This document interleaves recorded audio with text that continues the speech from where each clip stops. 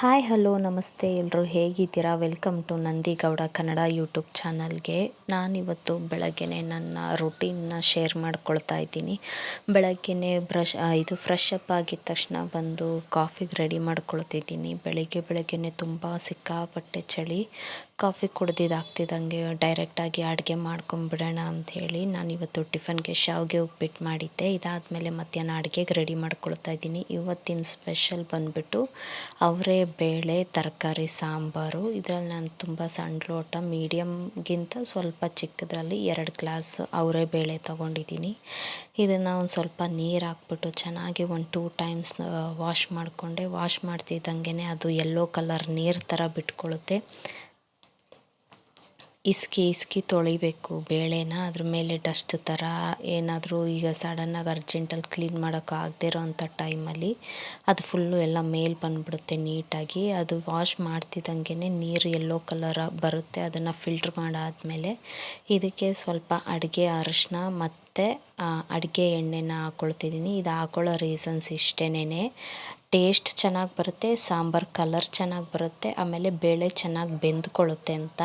ಇಲ್ಲಿ medium ಸೈಜ್ದು 3 tomato ಹಣ್ಣನ್ನು ನಾನು ಕಟ್ ಮಾಡಿ ಇಟ್ಕೊಂಡಿದ್ದೀನಿ. ಮುಂಚೆ ಎಲ್ಲ ಟೊಮೆಟೊ ಹಣ್ಣು ಹಾಗೆ ಹಾಕ್ಕೊಂಡು ಬೆಂದಿದ್ದಾದ್ಮೇಲೆ ಸಪ್ರೇಟ್ ಎತ್ಕೊಂಡು ಹುಣಸೆ ಹಣ್ಣಿನ ಜೊತೆ ಕಿವುಚ್ಕೊತಾ ಇದ್ದೆ. ಈ 1.5-2 ತಿಂಗಳ ಹಿಂದೆ ಅಂತೂ ಟೊಮೆಟೊದಲ್ಲೆಲ್ಲ ತುಂಬ ಹುಳ ಬರ್ತಾಯಿತ್ತು. ಅದು ನೋಡಿ ಟೊಮೆಟೊ ಯೂಸ್ ಮಾಡೋಕ್ಕೆ ಮನಸ್ಸೇ ಬರ್ತಾ ಇರಲಿಲ್ಲ. ಸೊ ಆವಾಗಿಂದ ನಾನು ಪ್ರತಿಯೊಂದಕ್ಕೂ ಟೊಮೆಟೊ ಹೆಚ್ಚಿಬಿಟ್ಟಿನೇ ಹಾಕ್ಕೊಳ್ತೀನಿ. ಸೊ ಆದಷ್ಟು ನೀವು ಟೊಮೆಟೊನ ವಾಶ್ ಮಾಡಿಬಿಟ್ಟು ಕಟ್ ಮಾಡಿನೇ ಅಡುಗೆಗೆ ಯೂಸ್ ಮಾಡ್ಕೊಳ್ಳಿ. ಇದರಲ್ಲಿ ತರಕಾರಿ ನಾನು ಹುರುಳಿಕಾಯಿ ಇತ್ತು, ಬದನೆಕಾಯಿ ಮತ್ತು ಆಲೂಗಡ್ಡೆ ಎಕ್ಸ್ಟ್ರಾ ಹಾಕ್ಕೊಂಡು ಮಾಡ್ಕೊಂಡಿದ್ದೀನಿ. ಟೇಸ್ಟ್ ವೈಸು ಸಖತ್ತಾಗಿ ಬರುತ್ತೆ. ಇದಾಗ್ತಿದ್ದಂಗೆ 3 ವಿಷಿಲ್ ಕೊಟ್ಟೆ. 3 ವಿಷಿಲ್ಗೆಲ್ಲನೂ ಈ ಬೇಳೆ ತುಂಬ ಅಂದರೆ ತುಂಬ ಚೆನ್ನಾಗಿ ಬೆಂದ್ಕೊಂಡ್ಬಿಟ್ಟಿತ್ತು. ತೋರಿಸ್ತೀನಿ ಆಮೇಲೆ ನಾನು ನಿಮಗೆ. ಇದಾದಮೇಲೆ ಒಂದು ನಿಂಬೆಹಣ್ಣಿನ ಗಾತ್ರದಷ್ಟು ಹುಣಸೆ ಹಣ್ಣನ್ನು ವಾಶ್ ಮಾಡಿ ನಾನು ನೆನ್ಕೊಳ್ಳಿ ಅಂತ ಇಟ್ಟಿದ್ದೀನಿ. ಹುಣಸೆ ಹಣ್ಣು ನೆನೆಸಿ ಇಡ್ತಾಯಿದ್ದೀನಿ. ಇದೆಲ್ಲ ಸೈಡ್ಗೆ ಇಟ್ಕೊಂಡಂಗೆ ಮೊನ್ನೆ ಬರೋವಾಗ ಅಮ್ಮ ಕೊತ್ತಂಬರಿ ಸೊಪ್ಪು ತಗೊಬಂದು ಕೊಟ್ಟಿದ್ರು. ನಾಟಿ ಕೊತ್ತಂಬರಿ ಇದು ಈ ಥರ ಸಿಗೋದು ಅಪರೂಪ. ಮಾಮೂಲಿ ಹೈಬ್ರಿಡು ಮಿಕ್ಸು ಮತ್ತು ಫಾರಮ್ ಯೂಶ್ವಲಿ ಎಲ್ಲ ಕಡೆಯೂ ಸಿಗ್ತಾ ಇರುತ್ತೆ. ಆದರೆ ನಾಟಿ ಅಂದರೆ ಪ್ಯೂರ್ ನಾಟಿ ಸಿಗೋದು ತುಂಬಾ ಅಪರೂಪ. ನನಗಂತೂ ಏನಾದರೂ ಅಡುಗೆ ಮಾಡಬೇಕು ಅಂತಂದರೆ ಜಾಸ್ತಿ ನಾನು ಬೇರೆಯವ್ರಿಗೆ ಹೇಳೋದು ಅಷ್ಟೇನೆ, ನೀವೇ ಈವನ್ ಏನೇ ಒಂದು ಅಡುಗೆಗಾದರೂ ಕೂಡ ನಾಟಿ ಕೊತ್ತಂಬರಿನ ಯೂಸ್ ಮಾಡಿ. ಫ್ಲೇವರ್ ಚೆನ್ನಾಗಿರುತ್ತೆ, ಟೇಸ್ಟ್ ಚೆನ್ನಾಗಿರುತ್ತೆ, ಆ್ಯಂಡ್ ಆರೋಗ್ಯಕ್ಕೂ ತುಂಬ ಒಳ್ಳೆಯದು. ಕೊತ್ತಂಬರಿ ಜಾಸ್ತಿ ಬಳಸೋಷ್ಟು ಯಾರಿಗೆ ಥೈರಾಯ್ಡ್ ಪ್ರಾಬ್ಲಮ್ ಇದೆ ಅದು ಸ್ವಲ್ಪ ಕಂಟ್ರೋಲ್ ಆಗುತ್ತೆ ಅಂತ ಹೇಳ್ತಾರೆ. ಅದೆಷ್ಟು ಮಟ್ಟಿಗೆ ನಿಜ ಅಂತ ನನಗೆ ಗೊತ್ತಿಲ್ಲ. ನಿಮಗೇನಾದರೂ ಈ ಮಾಹಿತಿ ಗೊತ್ತಿದ್ರೆ ನನಗೆ ಕಮೆಂಟ್ ಮಾಡಿ. ಕೊತ್ತಂಬರಿ ಸೊಪ್ಪೆಲ್ಲ ರೆಡಿ ಮಾಡ್ಕೊಂಡು ಇಟ್ಟಿದ್ದಾದಮೇಲೆ ಸೈಡಲ್ಲಿ ಇಟ್ಕೊಳ್ತಾ ಇದ್ದೀನಿ. ಹುಣಸೆ ಹಣ್ಣು ನೆಂದಿತ್ತು. ಹುಣಸೆ ಹಣ್ಣನ್ನು ಚೆನ್ನಾಗಿ 1-2 ಸಲ ಕಿವುಚ್ಕೊಂಡು ಅದನ್ನು ಸಣ್ಣ ಪಾತ್ರೆಗೆ ಹಾಕ್ಕೊಂಡು ನಾನು ಸಪ್ರೇಟು ಟ್ರಾನ್ಸ್ಫರ್ ಮಾಡ್ಕೊತಾ ಇದ್ದೀನಿ. ಒಗ್ಗರಣೆಗೆ ಇಟ್ಟಾಗ ಒಂದೇ ಸಮ ನಾನು ಡೈರೆಕ್ಟಾಗಿ ಹಾಕೋಕ್ಕೋದ್ರೆ ಕೈಗೆಲ್ಲ ಎಣ್ಣೆ ಸಿಡಿದ್ಬಿಡುತ್ತೆ. ಒಂದೊಂದು ಸಲ ಅರ್ಜೆಂಟಲ್ಲಿ ಬೆಳಗ್ಗೆ ಹೊತ್ತು ಬ್ಯುಸಿ ಇರೋವಾಗ ಮಾಡೋವಾಗ ನೀವು ಡೈರೆಕ್ಟಾಗಿ ಹಾಗೆ ಫಿಲ್ಟ್ರ್ ಮಾಡ್ಕೊತೀರಾ ಅಂದರೆ ಮಾಡ್ಕೊಂಡು ಹಾಕೋಬೋದು, ತೊಂದರೆ ಇಲ್ಲ. ನಾನು ಈ ಥರನೇ ಮಾಡ್ಕೊಳ್ಳೋದು, ನನಗೆ ಈಸಿ ಮತ್ತು ಸೇಫ್ಟಿ. ಯಾಕೆಂದರೆ ಮಕ್ಕಳು ನಾನು ಅಡುಗೆ ಮಾಡುವಾಗ ಹಿಂದೆಯೇ ಬಂದು ನಿಂತಿರ್ತಾರೆ ಅನ್ನೋ ಒಂದು ರೀಸನ್ಗೆ ಅಷ್ಟೇನೆ. ಸಣ್ಣ ಪಾತ್ರೆ ತೊಗೊಂಡು ಅದನ್ನು ಹುಣಸೆ ಹಣ್ಣಿನ ರಸನ ತೆಗೆದ್ಬಿಟ್ಟು ಪಾತ್ರೆಗೆ ಶೋಧಿಸಿಟ್ಕೊಳ್ತಾ ಇದ್ದೀನಿ. ಇದಾದಮೇಲೆ ಮನೇಲೇ ಮಾಡಿರೋ ಅಂಥ ಸಾಂಬಾರು ಪೌಡರ್ 2.5 ಸ್ಪೂನ್ ಹಾಕ್ಕೊಳ್ತಾ ಇದ್ದೀನಿ. ನನಗೆ ಹೊರಗಡೆ ಸಾಂಬಾರು ಪೌಡ್ರು ಯಾರಿಗೂ ಇಷ್ಟ ಆಗಲ್ಲ. ಆದರೆ ಮನೇಲಿ ಮಾಡಿಕೊಂಡ್ರೆ ಆರೋಗ್ಯಕ್ಕೂ ಒಳ್ಳೆಯದು, ರುಚಿ ತುಂಬ ಚೆನ್ನಾಗಿ ಬರುತ್ತೆ, ಆಮೇಲೆ ಸಾಂಬಾರು ಕಲರ್ ಕೂಡ ತುಂಬ ಚೆನ್ನಾಗಿ ಬರುತ್ತೆ.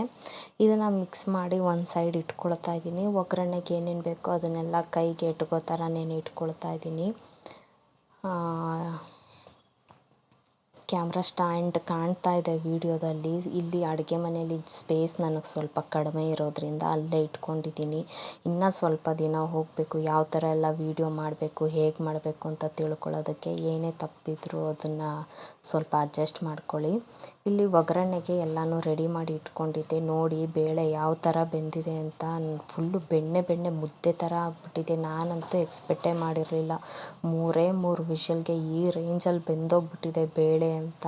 ಸೊ ಇಷ್ಟೊಂದು ಚೆನ್ನಾಗಿ ಬೆಂದ ಮೇಲೆ ಮಂತ್ ತೊಗೊಂಡು ಮಸಿಯೋ ಅವಶ್ಯಕತೆ ಅಲ್ಲಿ ಇಲ್ಲವೇ ಇರಲಿಲ್ಲ. ಅದಕ್ಕೇನೆ ಮಜ್ಜಿಗೆ ಕಡಿಯೋ ಮಂತ್ ಬರುತ್ತಲ್ಲ, ಅದನ್ನು ತಗೊಂಡು 1-2-3 ರೌಂಡ್ ಮಾತ್ರ ಸುತ್ತು ಕೊಟ್ಟಿದ್ದು ಅಷ್ಟೇನೆ. ನೋಡಿ ಯಾವ ರೀತಿ ಮುದ್ದೆ ಮುದ್ದೆ ಆಗಿಬಿಟ್ಟಿದೆ. ಅಲ್ಲೇನು ಕೆಲಸನೇ ಇಲ್ಲ ಕೈಗೆ.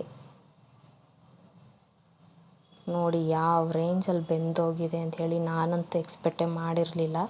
ಇದಾದಮೇಲೆ ಒಗ್ಗರಣೆಗೆ ಒಂದು ಪಾತ್ರೆ ಇಟ್ಕೊಂಡಿದ್ದೀನಿ. ಯಾವಾಗಲೂ ನಾನು ಅಳತೆಗಿಂತ ಸ್ವಲ್ಪ ದೊಡ್ಡ ಪಾತ್ರೆನೇ ಇಟ್ಕೊತೀನಿ. ಒಂದೇ ಸಮ ಒಲೆ ಮುಂದೆ ನಿಂತ್ಕೊಂಡು ಮಾಡ್ಕೊಳಕ್ಕಾಗಲ್ಲ, ಉಕ್ಕೋಗ್ಬಿಡುತ್ತೆ. ಗ್ಯಾಸ್ ಸ್ಟವ್ ಕ್ಲೀನ್ ಮಾಡ್ತಾನೆ ಇರಬೇಕು ಅಂತ. ಈ ಒಗ್ಗರಣೆಗೆ ನಾನು ಮಾಮೂಲಿ ಅಡುಗೆ ಎಣ್ಣೆ, ಸಾಸಿವೆ, ಕರಿಬೇವು, ಉದ್ದುದ್ದಕ್ಕೆ ಕಟ್ ಮಾಡಿ ಇಟ್ಕೊಂಡಿದ್ದಂಥ ಈರುಳ್ಳಿ ಹಾಕ್ಕೊಂಡು ಚೆನ್ನಾಗಿ ಬಾಡಿಸ್ಕೊಳ್ತಾ ಇದ್ದೀನಿ. ಇದು ಟ್ರಾನ್ಸ್ಪರೆಂಟ್ ಕಲರ್ ಆಗೋ ತನಕ ಚೆನ್ನಾಗಿ ಬಾಡಿಸ್ಕೊಳ್ಳಿ. ಪ್ಲೇಟ್ ಮುಚ್ಚಿ 2 ನಿಮಿಷ ಇಟ್ಟರೆ ಸಾಕು, ಮೆದುವಾಗಿ ಚೆನ್ನಾಗಿ ಬೆಂದ್ಕೊಳ್ಳುತ್ತೆ. ಈರುಳ್ಳಿನ ಸ್ವಲ್ಪ ಆದಷ್ಟು ಚೆನ್ನಾಗಿ ಫ್ರೈ ಮಾಡಿಕೊಂಡ್ರೆ ಸಾಂಬಾರು ಟೇಸ್ಟ್ ಚೆನ್ನಾಗಿ ಬರುತ್ತೆ ಅಂಥೇಳಿ ಇದು ಆವಾಗಲೇ ನಾನು ರೆಡಿ ಮಾಡಿ ಇಟ್ಕೊಂಡಿದ್ದಂಥ ಹುಣಸೆ ಹಣ್ಣಿನ ನೀರು ಮತ್ತು ಸಾಂಬಾರು ಪುಡಿ 2 ಮಿಕ್ಸ್ ಮಾಡಿ ಇಟ್ಕೊಂಡಿದ್ದೀನಿ. ಚೆನ್ನಾಗಿ ಕುದಿ ಬರಲಿ ಅಂತ. ಕುದಿ ಬಂದಿದ್ದಾದಮೇಲೆ ಬೇಳೆ ಕಟ್ಟನ್ನು ಮಸ್ತ್ ಇಟ್ಕೊಂಡಿದ್ನಲ್ಲ ಅದನ್ನೆತ್ತಿ ಇವಾಗ ಹಾಕ್ತೀನಿ. ನಿಮಗೆ ಇದು ತುಂಬಾ ಗಟ್ಟಿ ಇತ್ತು. ಇದಕ್ಕೆ ಇನ್ನೂ ಸ್ವಲ್ಪ ನೀರನ್ನು ಆ್ಯಡ್ ಮಾಡ್ಕೊಂಡು ಸಾಂಬಾರು ಇವತ್ತು ಜಾಸ್ತಿನೇ ಮಾಡ್ಕೊಳ್ತಿದ್ದೀನಿ. ಅಮ್ಮನ ಮನೆಗೆ ಸ್ವಲ್ಪ ಕೊಟ್ಟು ಕಳ್ಸೋಣ ಅಂತ ಹೇಳಿಬಿಟ್ಟು, ಅಮ್ಮ ಸ್ವಲ್ಪ ಬೇಗ ಬರ್ತೀನಿ ಮನೆಗೆ ಅಂತ ಹೇಳಿದರು. ಅದಕ್ಕೋಸ್ಕರ ಇವತ್ತು ಫ್ರೈಡೇ ಬೇರೆ, ಪೂಜೆ ಬ್ಯುಸಿ ಅಂತೇಳಿ ಇಲ್ಲೇ ಮಾಡ್ಕೊಂಡು ಹೋಗಲಿ ಅಂತ. ಇದಾದಮೇಲೆ ಎಷ್ಟು ಬೇಕಷ್ಟು ನೀರನ್ನು ಹಾಕಿ ಹದ ನೋಡ್ಕೊಳ್ಳಿ. ಸಾಂಬಾರಿನ ಹದ ನಮ್ಮ ಮನೇಲಿ ನಾನು ತುಂಬ ಗಟ್ಟಿಯಾಗೂ ಮಾಡಲ್ಲ, ತೆಳುವಾಗೂ ಮಾಡಲ್ಲ, ಒಂದು ಮೀಡಿಯಮ್ ಹಂತದಲ್ಲಿ ಮಾಡ್ಕೊಳ್ತೀನಿ. ಇದಾದಮೇಲೆ ಎಷ್ಟು ಬೇಕಷ್ಟು ನೀರು ಹಾಕ್ಕೊಂಡು ಹೆಚ್ಚಿಸ್ಕೊಂಡಿದ್ದಾದಮೇಲೆ ಸಾಂಬಾರು ಕುದೀಲಿ ಅಂತ ಇಟ್ಬಿಟ್ಟೆ ನಾನು. ಪ್ಲೇಟ್ ಮುಚ್ಚಿಬಿಟ್ಟು ಯಾರೇ ಅಡುಗೆ ಮಾಡಲಿ ಆದಷ್ಟು ಸ್ವಲ್ಪ ಏನೇ ಒಂದು ಐಟಮ್ ಆದರೂ ಸಹ ಮುಚ್ಚಿ ಇಟ್ಬಿಟ್ಟು ಅಡುಗೆ ಮಾಡೋದಕ್ಕೆ ಗಮನ ಕೊಡಿ. ಏನಾದರೂ ಬಿದ್ದೋಯ್ತು ಅಂತಂದರೆ ಅದಷ್ಟು ಒಳ್ಳೆಯದಲ್ಲ. ಇಲ್ಲಿ ಇವಾಗ ಸಾಂಬಾರು ಕುದಿ ಬರ್ತಾ ಇದ್ದಂಗೆ ರುಚಿಗೆ ಎಷ್ಟು ಬೇಕಷ್ಟು ನಾನು ರುಚಿಗೆ ತಕ್ಕಷ್ಟು ಉಪ್ಪನ್ನು ನೋಡಿ ಹಾಕ್ಕೊಳ್ತಾ ಇದ್ದೀನಿ. ಉಪ್ಪೆಲ್ಲ ಹಾಕಿ ಮಿಕ್ಸ್ ಮಾಡಿದಾದಮೇಲೆ ಚೆನ್ನಾಗಿ ಕುದಿ ಬರಲಿ ಅಂತ ಹೇಳಿ ಇಟ್ಟೆ. ಸಾಂಬಾರು ಹಾಕ್ತಿದ್ರೆ ಮನೆಯೆಲ್ಲ ಫ್ಲೇವರ್ ತುಂಬ ಸಖತ್ತಾಗಿ ಬರ್ತಾಯಿತ್ತು. ಸಾಂಬಾರು ಕುದಿ ಬರ್ತಿದ್ದಂಗೆನೇ ಇದಕ್ಕೆ ಕೊತ್ತಂಬರಿ ಸೊಪ್ಪನ್ನು ರೆಡಿ ಮಾಡಿ ಇಟ್ಕೊಂಡಿದ್ನಲ್ಲ ಅದನ್ನು ಹಾಕಿ ಒಂದು ಮಿಕ್ಸ್ ಕೊಟ್ಟೆ. ಇನ್ನೊಂದೆರಡು ಕುದಿ ಬಂದಿದ್ದ ತಕ್ಷಣನೂ ಆಫ್ ಮಾಡಿಬಿಡೋಣ ಅಂತ ಹೇಳಿ. ಫ್ಲೇವರ್ ಅಂತೂ ಸಖತ್ತಾಗಿತ್ತು. ಯಾರೆಲ್ಲ ಇವತ್ತಿನ ತನಕ ಅವರೇ ಬೇಳೆನ ಯೂಸ್ ಮಾಡಿಲ್ಲ, ಒಂದು ಸಲ ಟ್ರೈ ಮಾಡಿ ನೋಡಿ, ತುಂಬ ಸೂಪರಾಗಿರುತ್ತೆ. ಸಾಂಬಾರು ಚೆನ್ನಾಗಿ ಕುದಿ ಬಂದಿದ್ದಾದಮೇಲೆ ಇದನ್ನ ಎತ್ತಿ ಆಫ್ ಮಾಡಿ ಇಟ್ಬಿಟ್ಟೆ ನಾನು. ಇಟ್ಟಿದ್ದಾದಮೇಲೆ ಬ್ಯಾಕ್ ಟು ರುಟೀನ್ ಅಂದಂಗೆ ಅಡುಗೆ ಮನೆ ಕ್ಲೀನ್ ಮಾಡ್ಕೊಳ್ಳೋದಕ್ಕೆ ಶುರು ಮಾಡಿಕೊಂಡೆ. ಎಲ್ಲನೂ ಕ್ಲೀನ್ ಆಗ್ತಾ ಇನ್ನೊಂದೆರಡು ನಿಮಿಷ ಕುದೀಲಿ ಅಂತ ಹಾಗೆ ಇಟ್ಟಿದ್ದೀನಿ.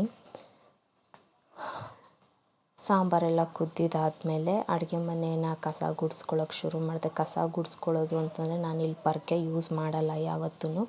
ರೀಸನ್ ಇಷ್ಟೇ, ನಾನು ದೇವ್ರ ಮನೇನ ಅಡುಗೆ ಮನೆಯಲ್ಲೇ ಇಟ್ಕೊಂಡಿದ್ದೀನಿ.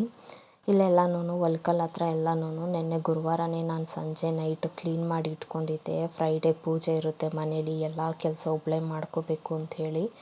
ಫ್ರೈಡೇ ಅಂತ ನಾನು ನೆಲ ಒರೆಸ್ತಾ ಇಲ್ಲ. ನಾನು ಡೈಲಿ ನೆಲ ಒರೆಸಿದ್ರೇ ಸಮಾಧಾನ. ನೆಲ ಒರೆಸಿ ಆಗ್ತಿದ್ದಂಗೆ ಬಾಗಿಲೆಲ್ಲ ರೆಡಿ ಮಾಡಿ ಅರಿಶಿನ ಕುಂಕುಮ ಇಟ್ಟು ಒಳಗೆ ಬಂದು ಫ್ರೆಶ್ ಅಪ್ ಆಗಿಬಿಟ್ಟು ದೀಪ ಹಚ್ಚಿ ಎಲ್ಲ ಮುಗೀತು. ಇನ್ನೇನಿದ್ರು ನನ್ನ ರೆಸ್ಟ್ ಟೈಮ್. ನನ್ನ ವ್ಲಾಗ್ ಇಷ್ಟ ಆಗಿದ್ದಲ್ಲಿ ಲೈಕ್ ಮಾಡಿ, ಶೇರ್ ಮಾಡಿ, ಪ್ಲೀಸ್ ಸಬ್ಸ್ಕ್ರೈಬ್ ಮಾಡ್ಕೊಳ್ಳಿ, ಸಪೋರ್ಟ್ ಮಾಡಿ. Thank you.